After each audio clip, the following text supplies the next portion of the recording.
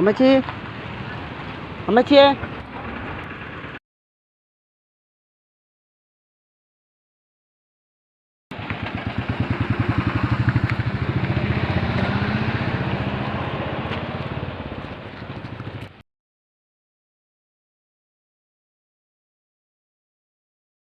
ഇല്ല ഇപ്പോൾ ഒന്നുമില്ല. പണ്ട് പറഞ്ഞാൽ അഭയാറ കളഞ്ഞ് വെയിൽ കളഞ്ഞ് 1-2 പോയിക്കൊണ്ടിരുന്നു.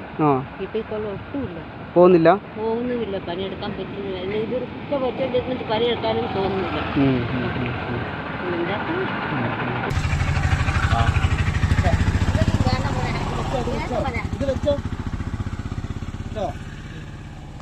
രണ്ടു നേരത്തെ ഭക്ഷണത്തിനുള്ളതായില്ലേ?